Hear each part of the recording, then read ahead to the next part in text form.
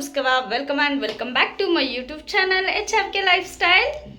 ಇನ್ನೂ ಯಾರೆಲ್ಲ ನನ್ನ ಯೂಟ್ಯೂಬ್ ಚಾನಲ್ನ ಸಬ್ಸ್ಕ್ರೈಬ್ ಮಾಡ್ಕೊಂಡಿಲ್ಲ, ಪ್ಲೀಸ್ ಸಬ್ಸ್ಕ್ರೈಬ್ ಮಾಡ್ಕೊಳ್ಳಿ. ಹಾಗೆ ಪಕ್ಕದಲ್ಲಿ ಕಾಣೋ ಬೆಲ್ ಬಟನ್ ಕೂಡ ಕ್ಲಿಕ್ ಮಾಡಿ. ಹೀಗೆ ಮಾಡೋದ್ರಿಂದ ನಾನು ಮಾಡೋ ವಿಡಿಯೋದ ಎಲ್ಲ ಫಸ್ಟ್ ನೋಟಿಫಿಕೇಶನ್ ನಿಮಗೆ ಬರುತ್ತೆ. ದೇವರು ಕಷ್ಟ ಕೊಟ್ಟೋರಿಗೆ ಪದೇ ಪದೇ ಕಷ್ಟ ಕೊಡ್ತವೆ, ಈಗ ಹೇಳ್ತವೆ ಇನ್ನೊಂದು ಕಷ್ಟ ನಾನು ಇದ್ದೀನಿ ಅಂತ ಹೇಳಿ ಬಂತು. ಸೊ ಪ್ರತಿ 2 ಡೇಸ್ ಕಂಟಿನ್ಯೂಟಿ ವ್ಲಾಗ್ ಆಗಿರುತ್ತೆ, ಶನಿವಾರ ಮತ್ತು ಭಾನುವಾರ. ಮಿದ ಹಾಕಿ ಮಾಡಿದ್ರೆ ಎಲ್ಲ ಚೆನ್ನಾಗಿರುತ್ತೆ, ಸೂಪರ್ ಆಯ್ತು. ಜ್ಯೂಸ್ ಕುಡಿತೀಯಾ? ಹೋಪ್ ಎಲ್ಲರೂ ಚೆನ್ನಾಗಿದ್ದೀವಿ ಅಂತ ಅಂದ್ಕೊಂಡಿದ್ದೀನಿ. ನಾನು ಕೂಡ ಸೂಪರ್ ಆಗಿದ್ದೀನಿ ಆ್ಯಂಡ್ ಎಲ್ಲರೂ ಚೆನ್ನಾಗಿರಲಿ ಅಂತ ನಾನು ಕೇಳ್ಕೊತಾ ಇವತ್ತಿನ ವ್ಲಾಗ್ನ ಸ್ಟಾರ್ಟ್ ಮಾಡೋಣ. ಇವತ್ತಿನ ವ್ಲಾಗ್ ಏನಪ್ಪ ಅಂತ ಹೇಳಿದ್ರೆ, ಹೊರಗಡೆ ಸ್ವಲ್ಪ ಕೆಲಸ ಇದೆ, ಹಾಗಾಗಿ ಹೊರಗಡೆ ಹೋಗ್ತಾ ಇದ್ದೀವಿ. ಈಗ ಹೇಳ್ತಾವಲ್ವಾ, ಮನೆಯಲ್ಲಿದ್ದೇವೆ ಚಿನ್ನ ಚಿಂತೆ ಏತಕ್ಕೆ ಇನ್ನ ಅಂತ. ಹಾಗಾಗಿ ನಾವು ತುಂಬ ಕಷ್ಟಪಟ್ಟು ಸ್ವಲ್ಪನೇ ದುಡ್ಡು ಕೂಡಿಟ್ಟು ಮಾಡಿಸಿಟ್ಟಿರುವಂತಹ ಚಿನ್ನ ಮಾಡಿಸಿಟ್ಟಿದ್ವಿ. ನಮಗದು ಕಷ್ಟ ಕಾಲದಲ್ಲಿ ಹೆಲ್ಪ್ ಆಗುತ್ತೆ ಅಂತ ಹೇಳ್ತವೆ ಅಲ್ವಾ. ಸೊ ಹಾಗಾಗಿ ಇವತ್ತು ನಾನು ನಮ್ಮಮ್ಮ ಅಂತ ಹೇಳ್ಬೋದು, ನಮ್ಮಮ್ಮ ತುಂಬ ಕಷ್ಟಪಟ್ಟು ಮಾಡಿಸಿರೋ ಒಡವೆ ಆ್ಯಂಡ್ ನಾನು ನಮ್ಮಮ್ಮಂಗೆ ಸಪೋರ್ಟ್ ಮಾಡಿದ್ದೀನಿ. ಸೊ ಅದೆಲ್ಲ ನಮಗೆ ಏನೋ ಒಂದು ಕಷ್ಟ ಟೈಮ್ಗೆ ಯೂಸ್ ಆಗ್ತಾ ಇದೆ ಅಂತ ಹೇಳ್ಬೋದು.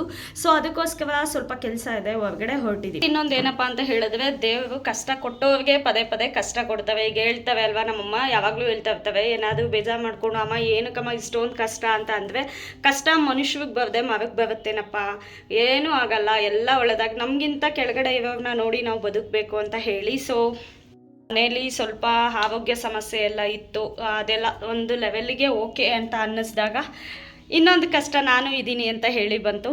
ಸೊ ಪ್ರತಿಯೊಂದೂ ಕೂಡ ಈಗ ನಾವೇನಪ್ಪ ಅಂತ ಹೇಳಿ ದೇವ್ರನ್ನ ಕಷ್ಟ ಕೊಡಬೇಡಪ್ಪ ಅಂತ ನಾವು ಕೇಳ್ಕೊಳಕ್ಕಾಗಲ್ಲ. ಯಾಕೆ ಅಂತ ಹೇಳಿದ್ರೆ ಪ್ರತಿಯೊಬ್ಬರ ಲೈಫಲ್ಲೂ ಕಷ್ಟ ಇದ್ದಿದ್ದೇನೆ. ಸೊ ನಾವು ಹೆಂಗೆ ಕೇಳ್ಕೋಬೇಕು ಅಂತ ಹೇಳಿದ್ರೆ, ಕಷ್ಟ ಕೊಡು, ಬಟ್ ಆ ಕಷ್ಟನ ಎದುರಿಸೋವಂಥ ಶಕ್ತಿನೂ ಕೂಡ ನಮಗೆ ಕೊಡು ಅಂತ ಕೇಳ್ಕೋಬೇಕು ಅಲ್ವಾ. ಹಾಗಾಗಿ ಅಪ್ಪಾಜಿ ಅಂದರೆ ನಮ್ಮ ಮಾವಂಗೆ ಸ್ವಲ್ಪ ಹೆಲ್ತ್ ಅಪ್ಸೆಟ್ ಆಗಿತ್ತು, ಹುಷಾರಿರಲಿಲ್ಲ. ಹಾಗಾಗಿ ತುಂಬ ಲಾಂಗ್ ಫಾರ್ಮೇಟ್ ವಿಡಿಯೋನ ನಾನು ಅಪ್ಲೋಡ್ ಮಾಡೋಕ್ಕಾಗಿರಲಿಲ್ಲ. ಸೊ ಫೈನಲಿ ಇವತ್ತು ಸ್ವಲ್ಪ ಕ್ಯೂರ್ ಆಗಿದ್ದಾವೆ, ಡಿಸ್ಚಾರ್ಜ್ ಅಂತ ಹೇಳಿದ್ದಾವೆ. ಹಾಗಾಗಿ ಇನ್ಮೇಲೆ ಕಂಟಿನ್ಯೂಟಿ ಲಾಂಗ್ ಫಾರ್ಮೇಟ್ ವಿಡಿಯೋನ ಸಾಧ್ಯ ಆದಷ್ಟು ಹಾಕ್ತೀನಿ. ನಮ್ಮ ಮನೆಯವ್ರಿಗೇನಾದರೂ ಸ್ವಲ್ಪ ವಿಡಿಯೋ ಮಾಡಿ ಅಂತ ಹೇಳಿದ್ರೆ ನಗಾಡ್ತಾ ಇದ್ವಿ. ಸೊ ಫೈನಲಿ ನಾವು ಅಂದ್ಕೊಂಡಿದ್ದ ಕೆಲಸ ಒಂದು ಮಟ್ಟಿಗೆ ಮುಗೀತು. ಅದಾದಮೇಲೆ ನಿಮ್ಗೊಂದು ಒಬ್ಬಟ್ಟು ಕೇಳಲ್ಲ, ಆನ್ಸರ್ ಕೊಡ್ತೀವಾ? ಮುತ್ತಿಗೆ ಕುಟ್ಟಿದ್ವೆ, ಮನೆ ತುಂಬ ಮಕ್ಕಳು, ಆನ್ಸರ್ ಏನು? ಏನು ಹೂವು ಅಲ್ಲ. ಸೇವಂತಿಗೆ ಎಷ್ಟು ಅಲ್ಲ, ತಪ್ಪು. ಬೆಳ್ಳುಳ್ಳಿ ಗೊತ್ತಾಗ್ಬಿಡ್ತಾ? ನೀವೇನಾದರೂ ಕೇಳ್ತೀವಾ ಒಗಟು?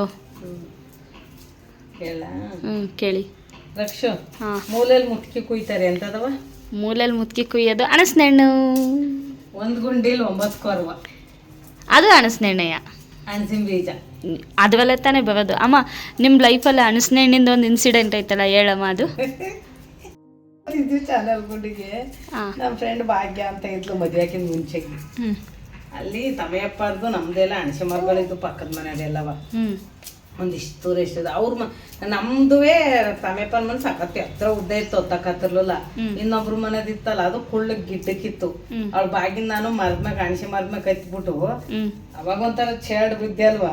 ಹಣ್ಣಾಗಿಲ್ಲ, ದ್ವಾರ್ಗಾಯಿ ಅದನ್ನೇ ತಾನ್ ಕುಯ್ಕೊಂಡ್ ತಳಿಕ್ ಬಂದ್ರೆ ಯಾರೋ ನೋಡ್ತಾ ಇದ್ ಮೇಲೆ ಕಲ್ತಂಗ್ ಕುಯ್ಕೆ ಅಂದ್ರೆ ಬೆಳ್ಳಗೆ ಇದ್ದು ಅಲ್ಲೆಲ್ಲ ತಿಂದ್ಬಿಟ್ಟು ಮಂಗುಗಿತ್ತಲ್ಲ, ಹಂಗ್ ಬೀಜ ತಳಿ ಕೊಯ್ದಿದ್ದೆ. ಅಯ್ಯೋ ಚೆನ್ನಾಗಿತ್ತು ಅದೊಂಥರ.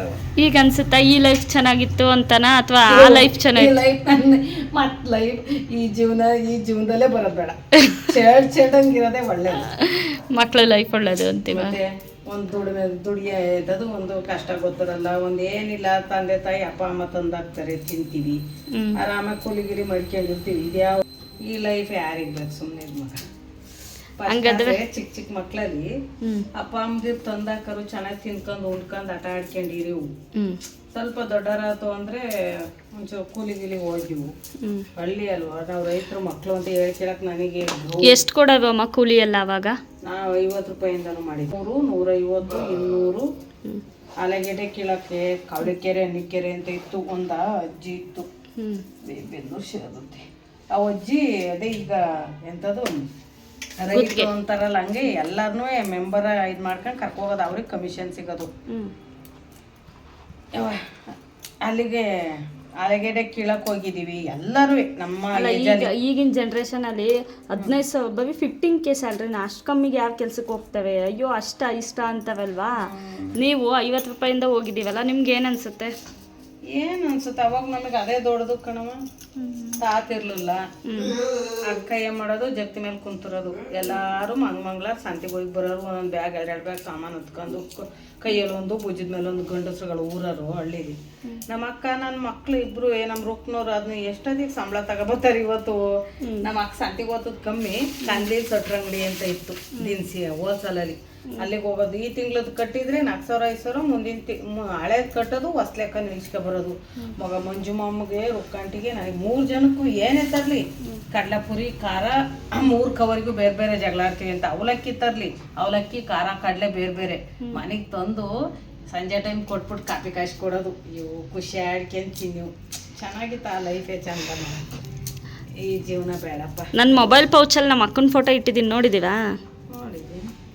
ಯಾವಾಗ ಇಟ್ಟಿದ್ದು ಗೊತ್ತಾ? ಇದು ನಮ್ಮ 1 ವರ್ಷ ಆಯಿತು, 1 ವರ್ಷದಿಂದ ಈ ಫೋಟೋ ಇಲ್ಲೇ ಇದೆ. ನನ್ನ ಹತ್ರನೂ ಡೈಲಿ ಬೆಳಗ್ಗೆ ನೋಡ್ತಾ ಇರ್ತೀನಿ. ಪಾಪ ಇದ್ದಾಗ ಯಾವ ವ್ಯಾಲ್ಯೂನೂ ಗೊತ್ತಾಗಲ್ಲ, ಕಳ್ಕೊಂಡ್ಮೇಲೆ ಗೊತ್ತಾಗೋದು.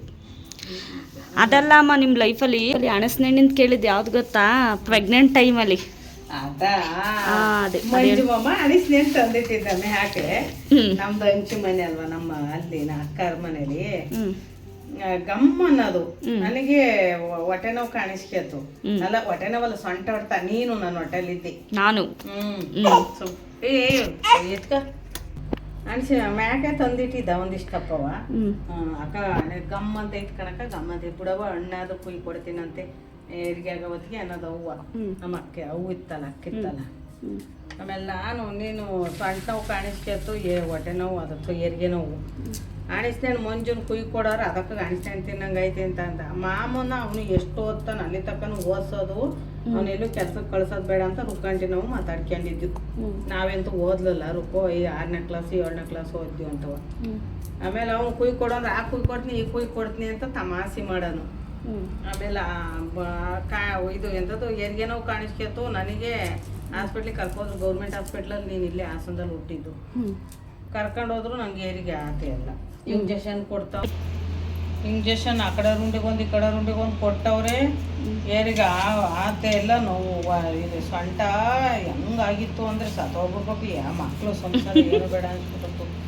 ಆಮೇಲೆ ಅಕ್ಕಿತ್ತಲ್ಲ ನನ್ನ ಜೊತೆ, ಅಕ್ಕ ಅಣಿಸ್ತೀನಿ ಅಂತೀನಿ ನಂಗೆ ಆಯ್ತಲ್ಲ, ಅತ್ತೆ ಆತೆ ಅಲ್ವೇನೋ ಕಣಕ್ಕ ಅಂತೇಳಿ ಆಗ ಹೇಳ್ಕಳ್ಸೋತಿ. ಮಂಜು ಮಾಮ ಅಣಸಿನ ತೊಳೆ ಕೂದು ಅಣಸಿನ ಬುಡ್ಸಿ ಬಾಕ್ಸಿಗೇನ ಹಾಕಿ ಕೊಟ್ಟು ಕಳ್ಸಿದ್ದ. ಅದು ತಿಂದು ಒಂದು ಅರ್ಧ ಗಂಟೆ ಒಳಗೆ ನಿಂತ್ಕಲ್ಲಿ. ಅಲ್ಲಿಗೆ ಅದಕ್ಕೆ ನನ್ಗೆ ಈಗ ಅಣಸ್ ನೆನ್ಕೊಂಡ್ರೆ ಆಗಲ್ಲ. ಅಣಸ್ ನೆನ್ ತಿಂದ್ರೆ ಲೂಸ್ ಮೋಷನ್ ಆಗುತ್ತೆ ನನಗೆ. ಅಯ್ಯೋ ಅಮ್ಮ, ಬೆಳ್ಳುಳ್ಳಿ ಯಾಕೆ ಹಿಂಗೆ ಬಿಡಿಸಿಡ್ತಾ ಇದ್ದೀವ? ಶುಂಠಿ ಬೆಳ್ಳುಳ್ಳಿ ಪೇಸ್ಟ್ ಮಾಡಕ್ಕೆ. ಅಷ್ಟಕ್ಕೇನಾ ತರೋದು ಚೆನ್ನಾಗಿರಕ್ಕಲ್ಲ, ಅವ್ರು ಎಷ್ಟೆಷ್ಟು ದಿವಸ ಆಗಿರುತ್ತೋ. ನಾವು ತಂದು ಫ್ರೆಶ್ ಆಗಿ ಮಾಡ್ಕೊಂಡ್ರೆ ಚೆನ್ನಾಗಿರುತ್ತಲ್ಲ. ಯಾಕೆ ಹಿಂಗೆ ಬಿಡಿಸ್ತಾ ಇದ್ದೀವಿ? ಇನ್ನೊಂದು ಕಾರಣ, ಶುಂಠಿ ಬೆಳ್ಳುಳ್ಳಿ ಪೇಸ್ಟ್ ಮಾಡಕ್ಕೆ. ಓಕೆ, ಮತ್ತೆ ಅದಷ್ಟಕ್ಕೇನಾ? ನಾನು ಇಲ್ಲ, ನನ್ನ ಮಗಳಿಗೆ ಎಂಥದ್ದು ಅಡುಗೆ ತಿಂಡಿ ಮಾಡ್ಬೇಕಾದ್ರೆ ಅವಳು ಒಗ್ಗರಣೆಗೆ ಜಜ್ಜಿ ಹಾಕ್ತಾಳೆ, ಸಾಂಬಾರು ಏನಕ್ಕಾರು.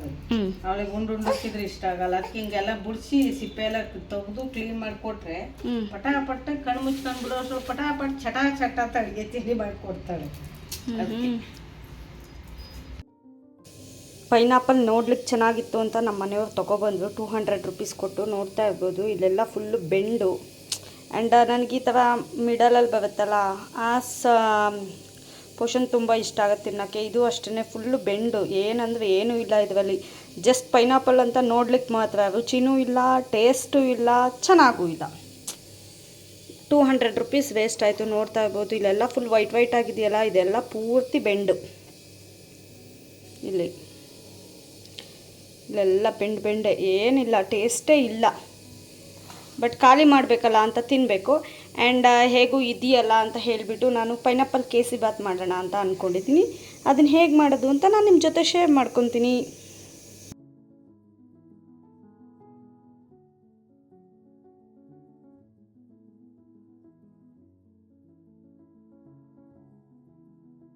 ತುಂಬ ಸಿಂಪಲ್ಲಾಗಿ ಆ್ಯಂಡ್ ಬೇಗ ಪೈನಾಪಲ್ ಕೇಸರಿ ಬಾತ್ ಮಾಡಲಿಕ್ಕೆ ನಾನಿಲ್ಲಿ ಚಿರೋಟಿ ರವೆ 1 ಕಪ್ಪು ಆ್ಯಂಡ್ 1 ಲೋಟ ನೀರು, ಹಾಗೆಯೇ ಪೈನಾಪಲ್ ಸಣ್ಣಕ್ಕೆ ಕಟ್ ಮಾಡ್ಕೊಂಡಿರೋದು, ಗೋಡಂಬಿ, ಬಾದಾಮಿ, ತುಪ್ಪ ತೊಗೊಂಡಿದ್ದೀನಿ, ದ್ರಾಕ್ಷಿ ತೊಗೊಂಡಿಲ್ಲ. ಒಂದು ಬಾಣಲಿ ಇಟ್ಕೊಂಡು ಅದಕ್ಕೆ 1 ಟೇಬಲ್ ಸ್ಪೂನ್ ಆಗೋಷ್ಟು ತುಪ್ಪ ಸ್ವಲ್ಪನೇ ಹಾಕ್ಕೊಂಡು ಅದಕ್ಕೆ ನೀಟಾಗಿ ಗೋಡಂಬಿ ಮತ್ತು ಬಾದಾಮಿ ಎರಡನ್ನೂ ಹಾಕ್ಕೊಂಡು ನೀಟಾಗಿ ಫ್ರೈ ಮಾಡ್ಕೊತಾ ಇದ್ದೀನಿ. ನಮ್ಮ ಮನೇಲಿ ದ್ರಾಕ್ಷಿನ ಜಾಸ್ತಿ ಇಷ್ಟಪಡಲ್ಲ, ಹಾಗಾಗಿ ನಾನು ಸ್ಕಿಪ್ ಮಾಡಿದ್ದೀನಿ. ನೀವು ಬೇಕು ಅಂತ ಹೇಳಿದ್ರೆ ದ್ರಾಕ್ಷಿನ ಆ್ಯಡ್ ಮಾಡ್ಕೋಬೋದು.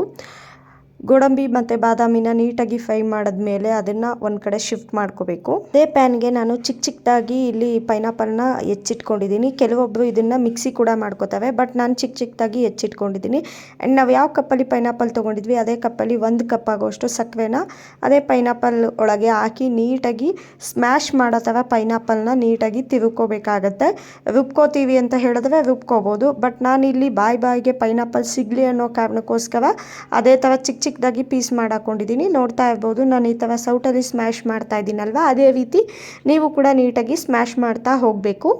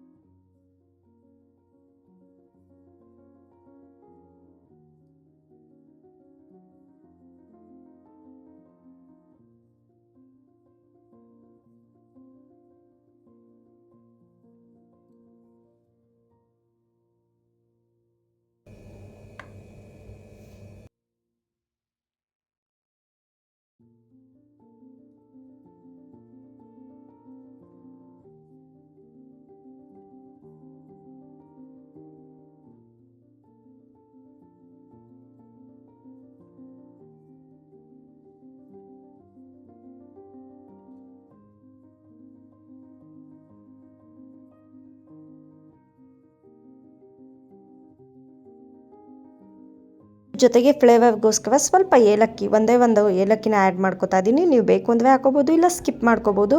ಅದಾದಮೇಲೆ ನಾನು ಇಲ್ಲಿ ರವೆನ ಮೊದಲೇ ಹುರಿದಿಟ್ಕೊಂಡಿದ್ದೆ, ಹೇಳೋದು ಮರೆತೆ. ಆ ರವೆನ ನಾವು ಏನು ಪೈನಾಪಲ್ ಮತ್ತು ಸಕ್ಕರೆ ಏಲಕ್ಕಿ ಹಾಕಿ ಫ್ರೈ ಮಾಡ್ಕೊಂಡಿದ್ವಿ ಅದರೊಳಗೆ ಹಾಕಿ ನೀಟಾಗಿ ಮಿಕ್ಸ್ ಮಾಡ್ಕೋಬೇಕು. ಮಿಕ್ಸ್ ಮಾಡ್ಕೊಂಡ್ಮೇಲೆ ನಾನಿಲ್ಲಿ 1 ಕಪ್ ಆಗೋವಷ್ಟು ನೀರನ್ನ ತೆಗೆದಿಟ್ಕೊಂಡಿದ್ದೆ. ನೀರನ್ನ ಹಾಕ್ಕೊಂಡು ನೀಟಾಗಿ ತಿಳ್ಕೊಬೇಕಾಗತ್ತೆ. ನೋಡ್ತಾ ಇರ್ಬೋದು, ಕನ್ಸಿಸ್ಟೆನ್ಸಿ ತುಂಬ ಚೆನ್ನಾಗಿ ಬರುತ್ತೆ. ನೀವು ಚಿರೋಟಿ ರವೆ ಯೂಸ್ ಮಾಡಿದ್ರೆ ಸಿಕ್ಕಾಬಟ್ಟೆ ಸೂಪರಾಗಿ ಬರುತ್ತೆ. ಅದರ್ವೈಸ್ ನೀವು ಉಪ್ಪಿಟ್ಟು ರವೆ, ಸಣ್ಣ ರವೆ ಯೂಸ್ ಮಾಡ್ಬೋದು. ಬಟ್ ಚಿರೋಟಿ ರವೆ ಯೂಸ್ ಮಾಡೋದ್ರಿಂದ ತುಂಬ ಸಾಫ್ಟಾಗಿ ಬಾಯಿಗಿಟ್ರೆ ಕದ್ದು ಹೋಗುತ್ತೆ ಅಂತ ಹೇಳ್ತೇವಲ್ವ, ಆ ಥರ ಬರುತ್ತೆ. ಸೊ ನೀಟಾಗಿ ತಿಳ್ಕೊಬೇಕಾಗತ್ತೆ. ಯಾವುದೇ ರೀತಿ ಲಮ್ಸ್ ಬರಬಾರ್ದು, ಅಂದರೆ ಗಂಟಾಗಬಾರ್ದು, ಆ ರೀತಿ ನೀಟಾಗಿ ತಿಳ್ಕೊಬೇಕು. ಅದಾದಮೇಲೆ ಇಲ್ಲಿ 1 ಟೇಬಲ್ ಸ್ಪೂನ್ ಆಗೋಷ್ಟು ತುಪ್ಪ ಆ್ಯಡ್ ಮಾಡ್ಕೊಂಡಿದ್ದೀನಿ.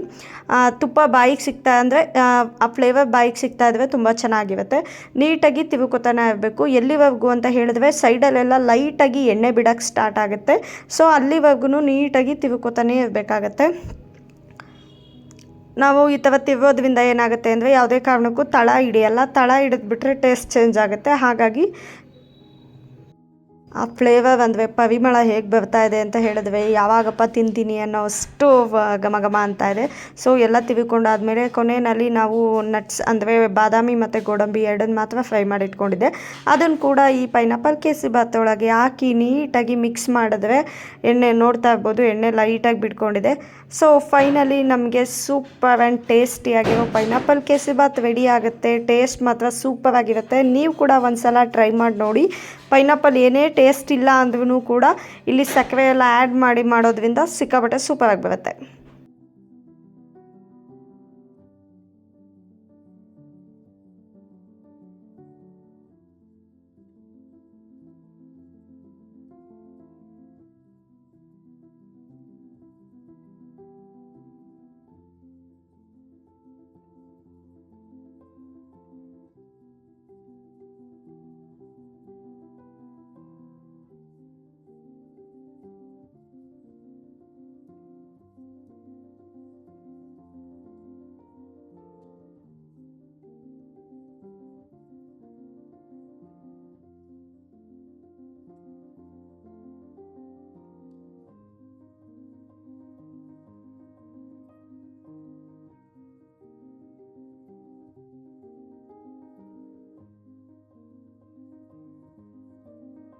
ಅಮ್ಮ ಟೇಸ್ಟ್ ಹೆಂಗೈತಮ್ಮ?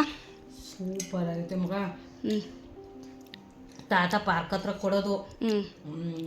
ನಿಮ್ಮನ್ನೇ ಇಲ್ಲಿ ನಿಮ್ಮ ಗಾಡಿಯಲ್ಲೇ ತಿಂಡಿ ಚೆನ್ನಾಗಿರುತ್ತೆ ಅಂತ ಬಂದೆ, ನನ್ನ ಮಕ್ಳು ಕರ್ಕೊಂಡು ಅಂತ ಹೋದ್ರೆ ಹಣ ಈಗ ಬೇರೆ ನಿಂಗೆ ಬೇರೆ ಕೊಡೋದು. ನಾನು ನಿಮ್ಮಿಬ್ರದಲ್ವೇ ಅದೊಂದು ಅರ್ಧ ಸ್ಪೂನ್ ಇಲ್ಲೊಂದು ಅರ್ಧ ಸ್ಪೂನ್ ತಿನ್ನುವೆ, ನಂದು ಹಾಗೇ ಬಿಡೋದು. ಏನು ಚಿರೋಟಿ ರವೆಲ್ಲಿ ಮಾಡಿರೋರು ಹಿಂಗೆ ಸೇಮ್ ಈಗ ನೀನು ಹೆಂಗೆ ಮಾಡಿದ್ಯಾ ಇದು ಹಾಕಿ ಮಾಡಿದ್ರೆ ಎಲ್ಲ ಚೆನ್ನಾಗಿರುತ್ತೆ, ಸೂಪರ್ ಆಯ್ತು. ಟೇಸ್ಟ್ ಚೆನ್ನಾಯ್ತಾ? Super, thank you.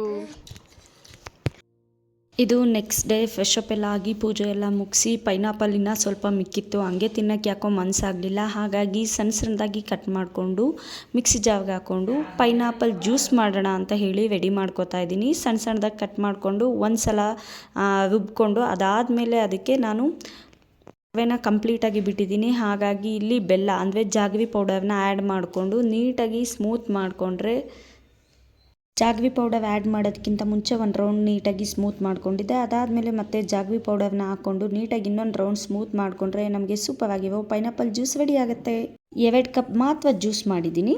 ಅಮ್ಮ ಜಾಸ್ತಿ ಸ್ವೀಟ್ಸ್ ಅಂದರೆ ಬೆಲ್ಲನೂ ಜಾಸ್ತಿ ಕುಡಿಯಲ್ಲ, ಸಕ್ಕರೆನೂ ಕುಡಿಯಲ್ಲ. ಹಾಗಾಗಿ ನನಗೆ ನನ್ನ ತಮ್ಮಂಗೆ ಮಾತ್ರ 2 ಕಪ್ ಮಾಡ್ಕೊಂಡಿದ್ದೆ. ಆದಷ್ಟು ಬೆಲ್ಲ ಯೂಸ್ ಮಾಡಿದ್ರೆ ಎಲ್ತಿಗೆ ಕೂಡ ಒಳ್ಳೆಯದು. ನಾನು ಸಕ್ಕರೆ ಜಾಸ್ತಿ ತಿಂತಾಯಿದ್ದೆ, ಬಟ್ ಸ್ವಲ್ಪ ದಿನದಿಂದ ಸಕ್ಕರೆ ಕಂಪ್ಲೀಟಾಗಿ ಬಿಟ್ಟು ಬೆಲ್ಲ ಮಾತ್ರ ತಿಂತಾಯಿದ್ದೀನಿ. ಸೊ ನನಗೆ ನನ್ನ ತಮ್ಮಂಗೆ 1 ಕಪ್ ರೆಡಿ ಆಯಿತು. ಸೊ ಇಬ್ಬರು ಇದನ್ನು ಕುಡ್ಕೊಂಡು ಪೈನಾಪಲ್ ಜ್ಯೂಸನ್ನ ಎಂಜಾಯ್ ಮಾಡ್ತೀವಿ. ಮೊದಲೆಲ್ಲ ಸೆಲ್ಫ್ ಕೇರ್ ಮಾಡಲಿಕ್ಕೆ ಸಿಕ್ಕಾಪಟ್ಟೆ ಟೈಮ್ ಸಿಗ್ತಾಯಿತ್ತು, ಬಟ್ ಪಾಪು ಆದಮೇಲೆ ಯಾವುದಕ್ಕೂ ಟೈಮ್ ಇಲ್ಲ. ಹಾಗಾಗಿ ಯಾವಾಗ ಟೈಮ್ ಸಿಗುತ್ತೆ, ಯಾವಾಗ ನೇಲ್ ಪಾಲಿಶ್ ಹಾಕೋಬೇಕು ಅನಿಸುತ್ತೆ ಆವಾಗ ಮಾತ್ರ ನೇಲ್ ಪಾಲಿಶ್ ಹಾಕೋತಾ ಇರ್ತೀನಿ. ಸೊ ಫೈನಲಿ ನೈಲ್ ಪಾಲಿಶ್ನ ಪಿಕ್ ಮಾಡಿದ್ದೀನಿ ಹಾಕೊಳ್ಳೋಣ ಅಂತ ಹೇಳಿಬಿಟ್ಟು. ತುಂಬ ಲೈಟ್ ಕಲರಲ್ಲಿ ನೇಲ್ ಪಾಲಿಶ್ ಹಾಕೋಬೇಕು ಅನ್ನಿಸ್ತು. ಹಾಗಾಗಿ ನೋಡ್ತಾ ಇರ್ಬೋದು ಸ್ಕಿನ್ ಕಲರೇ ಇದೆ, ಕಾಣಿಸ್ತಾನೆ ಇಲ್ಲ ನೇಲ್ ಪಾಲಿಶ್ ಹಾಕಿರೋದು. ಸೊ ನೇಲ್ ಪಾಲಿಶ್ ಡ್ರೈ ಆಗಬೇಕಲ್ಲ, ಅದ್ರ ಮೇಲೆ ಸ್ವಲ್ಪ ಶೈನಿಂಗ್ ಬರೋ ನೇಲ್ ಪಾಲಿಶ್ ಹಾಕೊಳ್ಳೋಣ ಅಂತ ಹೇಳಿ ಅಲ್ಲಿವರೆಗೂ ಜ್ಯೂಸ್ ಕುಡಿತಾ ಇದ್ದೆ. ಆ್ಯಂಡ್ ಮತ್ತು ನೇಲ್ ಪಾಲಿಶ್ನ ಕೋಟಿಂಗ್ ಸ್ಟಾರ್ಟ್ ಮಾಡಿದೆ. ಫೈನಲ್ ಲುಕ್ ಹೇಗೆ ಬರ್ತಿದೆ ಅಂತ ತೋರಿಸ್ತೀನಿ. ತುಂಬ ಚೆನ್ನಾಗಿ ಕಾಣಿಸ್ತಾ ಇತ್ತು. ತುಂಬ ಅಂದರೆ ತುಂಬ ಲೈಟ್ ಕಲರ್ ನೇಲ್ ಪಾಲಿಶ್ ಹಾಕಿದ್ದೀನಿ ಅನ್ನೋ ಫೀಲು ಆಗಬೇಕು, ಆ್ಯಂಡ್ ಹಾಕಿಲ್ಲ ಅಂತಲೂ ಅನ್ನಿಸ್ಬೇಕು. ಹಾಗಾಗಿ ಯಾಕೋ ಇವತ್ತು ತುಂಬ ಲೈಟ್ ಕಲರ್ ನ್ಯೂಡ್ ಕಲರಲ್ಲಿ ಹಾಕಬೇಕು ಅನ್ನಿಸ್ತು. ಹಾಗಾಗಿ ಕೈಗೆ ಮತ್ತು ಕಾಲಿಗೆ 2 ಕಡೆನೂ ಸೇಮ್ ಕಲರನ್ನು ಹಾಕಿದ್ದೀನಿ. ಆ್ಯಕ್ಚುಲಿ ಕಾಲೇಜ್ ಟೈಮಲ್ಲಿದ್ದಾಗ ಸಿಕ್ಕಾಪಟ್ಟೆ ಚೆನ್ನಾಗಿತ್ತು. ವೀಕ್ಲಿ ನೈಲ್ ಪಾಲಿಶ್ ಚೇಂಜ್ ಮಾಡ್ತಾ ಇದ್ದೆ, ಯಾವ್ಯಾವ ಕಲರ್ ಬೇಕು ಆ ಕಲರು ಟ್ರೆಂಡಿಂಗು. ಬಟ್ ಇವಾಗ ಏನಪ್ಪ ಅಂತ ಹೇಳಿದ್ರೆ ನೈಲ್ ಪಾಲಿಶ್ ಹಚ್ಚೋದಕ್ಕೆ ಟೈಮ್ ಇಲ್ಲ. ಯಾಕೆ ಅಂತ ಹೇಳಿದ್ರೆ ಪಾಪು ಇದ್ದಾವಲ್ವ, ಅವರು ಯಾವಾಗಲೂ ಎದ್ದೇ ಇರ್ತವೆ, ಎತ್ಕೊಂಡೇ ಇರಬೇಕು. ಅವ್ರು ಮಲಗಿದ್ದಾಗ ಸ್ವಲ್ಪ ಫ್ರೆಶ್ ಅಪ್ ಆಗೋದಾಗಿರ್ಬೋದು, ರೆಸ್ಟ್ ಮಾಡೋದಾಗಿರ್ಬೋದು ಮಾಡಬೇಕು. ಹಾಗಾಗಿ ಬೆಳೀತಾ ಸ್ವಲ್ಪ ಆಟ ಜಾಸ್ತಿ ಆಗಿದೆ ಪಾಪುದು. ಹಾಗಾಗಿ ಇದಾಗಿತ್ತು ನನ್ನ ಇವತ್ತಿನ blog. Thank you so much for watching with lots of love. ಮತ್ತು ನೆಕ್ಸ್ಟ್ ವಿಡಿಯೋದಲ್ಲಿ ಸಿಗೋಣ. ಅಲ್ಲಿವರೆಗೂ take care, bye, and don't forget to subscribe the channel and click a bell button for more videos.